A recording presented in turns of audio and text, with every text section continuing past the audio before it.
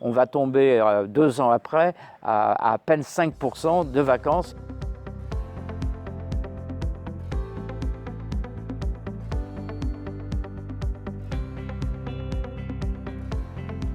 Alors, ce qui nous a motivés, c'est d'abord qu'on a constitué en 2013 une équipe municipale pour se présenter donc aux élections. On avait une ville en centre-ville où les commerces de proximité étaient fermés, il y avait 15 vitrines fermées, et il y avait un taux de vacances de l'habitat au-dessus de ces commerces de 20% donc de logements inoccupés. Lorsque nous sommes arrivés à la mairie, donc au mois de mars 2014, on a eu la chance de bénéficier d'un appel à manifestation d'intérêt lancé par les services de l'État qui nous a permis de travailler sur 4 axes. Les services, ensuite le commerce de proximité, l'habitat et puis la planification, c'est-à-dire sur l'urbanisme. Sur le premier volet, bien sûr, on avait mis en priorité dans notre campagne d'arrêter l'hémorragie, sans jeu de mots, de la désertification médicale, puisqu'on savait qu'en 2020, si rien n'était fait, nous n'aurions plus que 2 médecins généralistes sur Barbezieux pour une ville de 5000 habitants.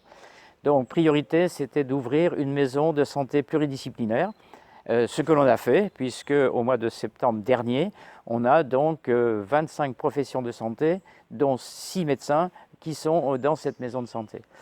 La deuxième chose, ça concerne effectivement le commerce de proximité. On a lancé des opérations boutique à l'essai, boutique éphémère, qui aujourd'hui nous permettent d'avoir plus que 3 vitrines qui sont inoccupées. Et concernant effectivement la partie habitat, on a lancé une opération programmée d'habitat avec des aides. On a fait une opération façade donc, où on participe financièrement à 30% de la dépense par façade plafonnée à 3 000 € et on a déjà 30 immeubles qui ont été rénovés par les propriétaires sur cette opération façade. Sur ces logements vacants en centre-ville où on avait 20%, on va tomber 2 ans après à peine 5% de vacances effectivement dans le centre-ville de Barbezieux. On refuse maintenant toute construction nouvelle d'une moyenne ou grande surface, quelles que soient les activités, qui viendraient effectivement concurrencer les opérations de centre-ville. Par contre, on les soutient dans leur aménagement, parce qu'il faut bien aussi que ces entreprises puissent se développer.